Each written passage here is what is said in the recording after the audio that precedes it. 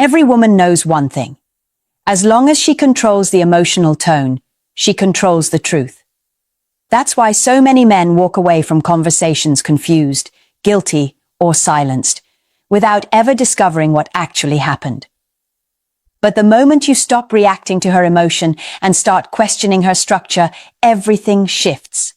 There are 6 questions, sharp, calm, impossible to dodge, that pull the truth out from under any emotional performance.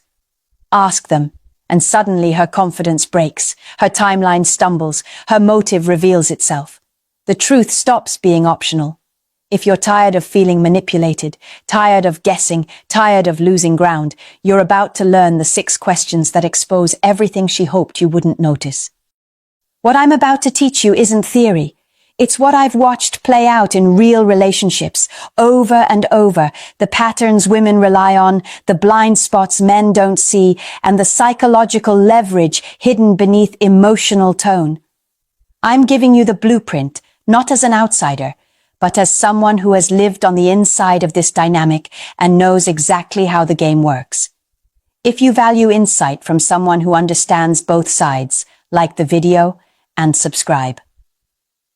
Now let me show you the first question that strips away the emotional veil and forces the truth to stand on its own. Number 1. Can you walk me through it step by step? A man gets blindsided, not because the lie was brilliant, but because the question he asked allowed it to breathe. When you ask a woman, "So what happened?" you're giving her an open field, wide, unstructured, and perfect for emotional storytelling. And trust me, emotional storytelling is where most women shine. But when you ask her to walk you through it step by step, you're not asking for a performance, you're asking for a timeline. And no lie survives a timeline. A real experience has structure, it has edges, it has emotional fingerprints that match the sequence of events. A lie, on the other hand, is stitched together by convenience, not memory. That's why this question is the first psychological trap. It forces her out of emotion and into logic, a place where fabricated stories crumble fast.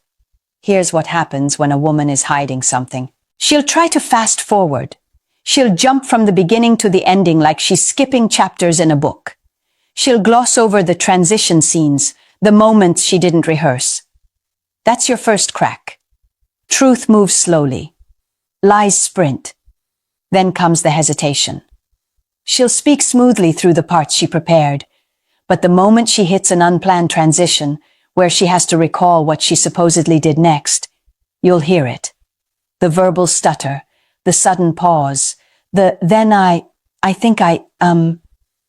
hesitation isn't confusion, it's construction. Watch the emotional mismatch too. Women remember how they felt at each step of an experience. If she can't match an emotion to the moment she's describing, something's off. Maybe her tone is too calm for a moment that should have been tense. Maybe she's suddenly emotional in a moment that should have been neutral. When the feeling and the timeline don't align, the story's integrity collapses. And then there are the borrowed details, the overly specific descriptions that feel like they came from someone else's story, not hers. Details added for decoration rather than authenticity. Let me give you a picture. A man once asked his girlfriend why she got home late from a quick dinner with co-workers. When he asked what happened, she delivered a flawless narrative, smooth, emotional, believable. But when he asked for the timeline, everything shifted. She rushed through the middle. She couldn't remember whether she paid or someone else did. Her emotions didn't match the moment she claimed she felt awkward. And 2 days later, she suddenly remembered a conversation she conveniently forgot earlier. He didn't catch the lie because he was smart. He caught it because he created structure. A lie can survive emotion. It cannot survive structure. Number 2. What made you do it that way? Most men think the story exposes the lie. It doesn't. The motive does. A woman can recount an event with flawless emotional detail because emotions are her native language. But when you ask her why she chose a certain action, the reasoning behind it, that's when the ground under her feet starts to shake. A truthful woman answers instantly. Her motive is tied to the memory. She didn't rehearse it, she lived it. There's no gap between the action and the internal logic that drove it. But a woman who's hiding something? She'll reach for the safest, cleanest explanation she can craft in the moment. Something that sounds responsible, not something that reflects what truly happened. So pay attention to the non-reasons. You'll hear them disguised as casual statements. It just happened. I didn't think much about it. It wasn't that deep. Those aren't motives. Those are escape hatches. A person acting in the real world always has a reason. Good, bad, emotional, impulsive, but still a reason. When she can't give you one, or refuses to, she's signaling that the truth doesn't fit the image she wants to present. Then comes the delay. A liar builds while she speaks. She's scanning for the version that sounds safest. That pause isn't reflection. It's construction. And the longer the pause, the bigger the gap between what she did and what she wants you to believe. Over-explaining is another red flag. When she suddenly turns into a motivational speaker, giving you her childhood, her co-worker drama, her entire emotional landscape, she's not explaining the motive. She's stuffing the silence because silence exposes her. Truth is concise. Lies are padded. Watch for borrowed blame too. A woman hiding her true intent rarely takes responsibility. She'll externalize everything. My friend pressured me. Work was stressful. You weren't communicating. She spreads accountability around like confetti, hoping you won't notice the part she carefully removed, her actual reason. Here's a scenario men overlook. A guy once asked his girlfriend why she decided to ride home with a male co-worker instead of taking her car as usual. Her story was airtight. Flat tire, long day, helpful co-worker. When he asked, "Why didn't you call me?" she froze for half a second. Then came the justification monologue. She didn't want to bother him.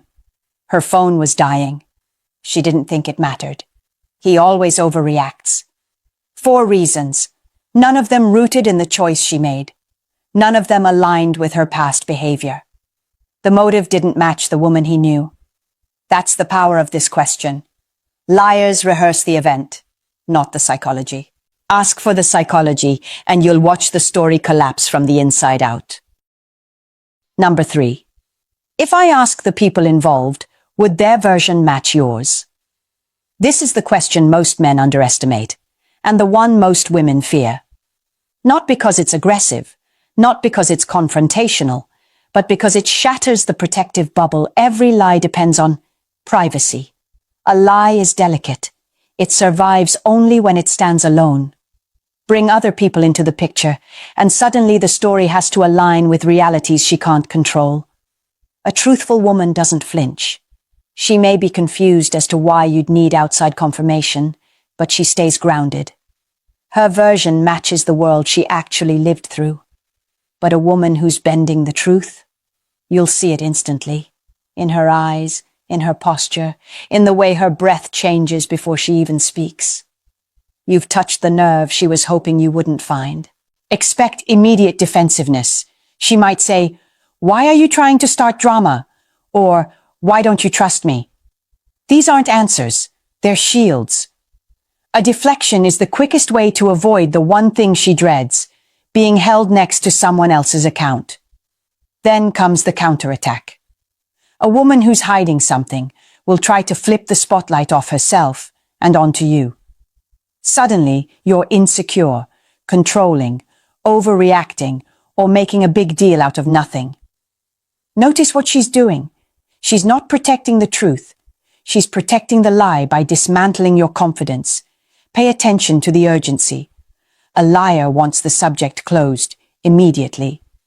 She'll try to shut the door with phrases like, "Let's not involve other people," or "You're blowing this up," or "This is unnecessary." Translation: if anyone else talks, my story won't hold. This question exposes a psychological truth most men never see. Women who are honest stay still. Women who are lying become emotionally volatile. Their fear isn't about the event, it's about exposure. Another person's version is a mirror, and mirrors don't care about her intentions, her excuses, or the narrative she built for you. Picture this. A man asked his girlfriend about a night out that didn't add up. Her timeline was shaky, but not enough to call out. Then he asked one simple question. Would your friends say the same thing? Her reaction wasn't confusion. It was panic masked as irritation. She snapped back, threw accusations, changed the tone of the conversation. Not because he caught her in the lie, but because he threatened to bring the one thing she couldn't manipulate, another witness. You're not testing her story. You're testing her relationship with the truth. Number 4. How long have you felt this way? This is where emotional fabrication collapses. Most men think a woman lies with her words. She doesn't.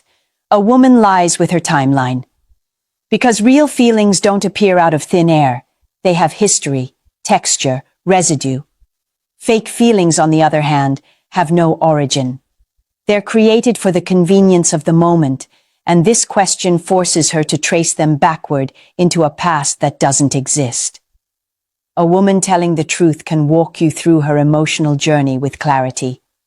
Maybe it wasn't pretty, maybe she didn't handle it perfectly, but the feeling has a beginning, a middle, and a progression that aligns with her behavior.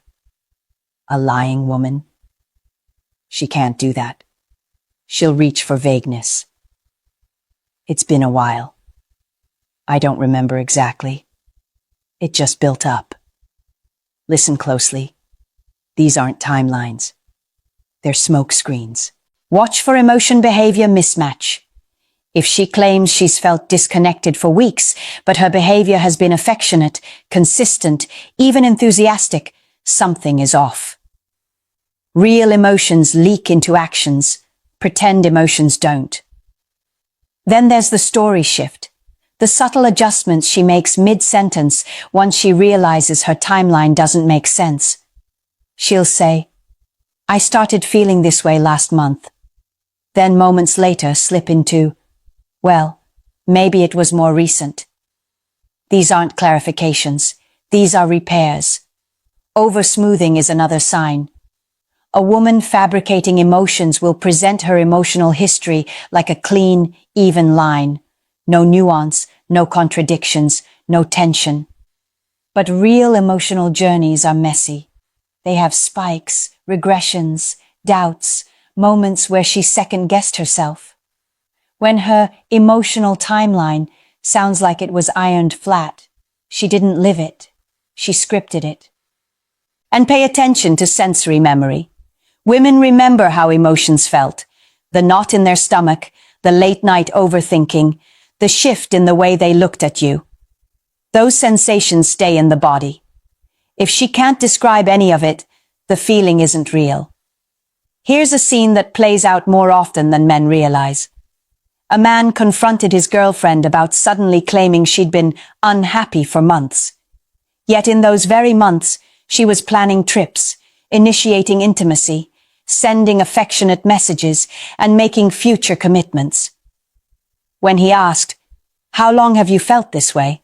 She froze, not because she was scared, but because the emotion she claimed didn't have a past she could trace. She shifted her story twice, softened details, then hid behind vagueness. The timeline collapsed because the emotion wasn't lived. It was invented. That's why this question is so powerful. Real emotions leave fingerprints. Fake emotions leave patterns. Number 5. What did you think I'd say or do when you told me? This is the question that strips away the performance and exposes the intention behind it. Most men focus on the behavior, but behavior is just the surface. The real truth hides in the anticipation, what she thought your reaction would be. Because a woman who is lying doesn't just create a story, she creates a prediction. She scripts the way you're supposed to respond to keep her lie intact. A truthful woman usually pauses for a moment, not out of fear, but out of reflection. She didn't spend time rehearsing your reaction because she wasn't trying to manipulate the outcome. Her honesty wasn't dependent on controlling your emotions. But a woman who's lying, she's been rehearsing your reaction long before you even ask the question. She's already imagined what you'll say, how you'll feel, and what buttons she needs to push to keep you exactly where she wants you. So watch for irritation. A liar bristles at this question because it forces her to reveal the part of the plan she hoped you'd never notice. The calculated expectation behind the lie. She might snap, "Why does it matter?" Or, "Why are you interrogating me?" She's not defending the truth. She's defending her script. Notice the redirecting too.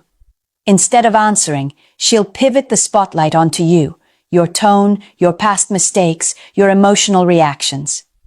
Suddenly, the conversation becomes about your flaws, not her choices. This isn't coincidence. It's strategy. If she can make you feel guilty, you'll stop looking at the inconsistency in front of you. And then there's the emotional flare-up, the sudden burst of drama meant to shut you down. Tears, irritation, silence, accusations. All of it serves one purpose, to overwhelm you before you can notice the gap between what she did and what she expected you to do. Let me paint a scene. A man once asked his girlfriend why she hadn't told him she met her ex by accident at a cafe. Her story was tidy, innocent, wrapped in perfect phrasing. But when he asked, "What did you think I'd say when you told me?" everything snapped. She froze, then launched into a defensive spiral. "You always assume the worst. You would have gotten mad. I knew you'd make this a problem." But the irony was clear. He hadn't been upset until she revealed she expected him to be. She hadn't responded to his reaction.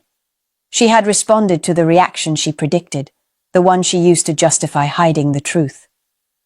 That's the core of this question. If she planned your reaction, she planned the lie. It exposes the intention she never rehearsed explaining. Number 6. Is there anything you left out that you think I should know? This is the final cut. The question that doesn't just expose the lie, but corners it. Most people don't tell full lies.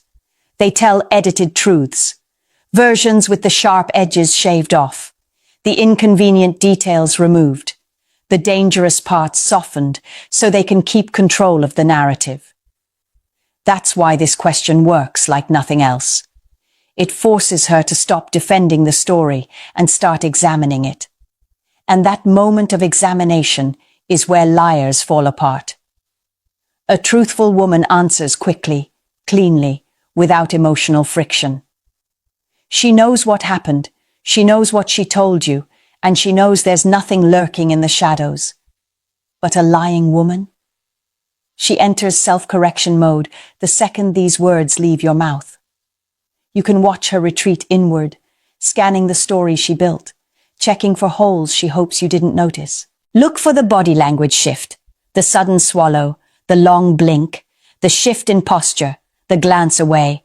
She isn't reacting to you, she's reacting to the possibility that she missed something. Silence is your ally here. She fears it. A liar can't tolerate stillness because stillness is where the truth catches up to her. So she fills the space. She adds small details that weren't there before. She clarifies things that didn't need clarification. These aren't signs of honesty. They're signs of patchwork. When the story grows after you ask this question, it's growing because the first version couldn't stand on its own. Hesitation is another giveaway. A woman who tells the truth may take a brief second to remember, but she won't weigh her options. A liar, on the other hand, hesitates not to recall, but to decide. She's choosing whether to double down or confess, whether to expand the lie or abandon it. And neither choice feels safe. Here's a scenario that captures it perfectly. A man confronted his girlfriend about inconsistencies in her night out. She had an answer for everything. Too smooth, too polished, too protected. Then he asked, "Is there anything you left out that I should know?" She froze. Not dramatically, not defensively, but strategically. Her eyes shifted as she mentally walked back through the script she'd already delivered. Then came the additions. "Oh, I forgot to mention," followed by a detail that conveniently filled a gap he hadn't even pointed out yet. That was the moment he realized the truth wasn't missing. It was being rearranged. That's why this question is devastating. It doesn't attack the story. It attacks her confidence in the story. Lies die when you remove the escape routes. And this question closes every single one. When you strip everything down, this isn't about catching a woman in a lie. It's about taking back the space where your clarity, your standards, and your emotional stability live. Most men lose themselves in arguments, in accusations, in the chaos of trying to force the truth out of someone who's invested in hiding it. But you don't need volume. You don't need threats. You don't need to match her emotion with your own. You just need the right questions. Because the truth isn't something you drag out of someone. The truth is something people accidentally reveal when the structure around their lie collapses. And every question you learned here does exactly that. It stops the performance. It interrupts the script. It forces her to step out of emotion and into accountability. If a woman is being honest, these questions won't intimidate her. They'll ground her. They'll bring clarity into the conversation. But if she fears these questions, if she dodges them, inflates them, reacts to them instead of answering them, then you already have the answer you came for. You're not controlling her. You're controlling the frame. And that is where a man's power lives. If you found yourself seeing your own patterns here, or recognizing dynamics you've ignored for too long, it means you're finally waking up to the psychology behind the behavior. Don't lose that momentum. Subscribe to the channel so you don't slip back into the same blind spots. Share this with a man who needs to hear it. And if there's a question you've always been afraid to ask, drop it in the comments, because the truth you avoid is the truth that keeps you stuck. Walk with clarity, speak with intention, and never fear the answers that reveal who someone truly is.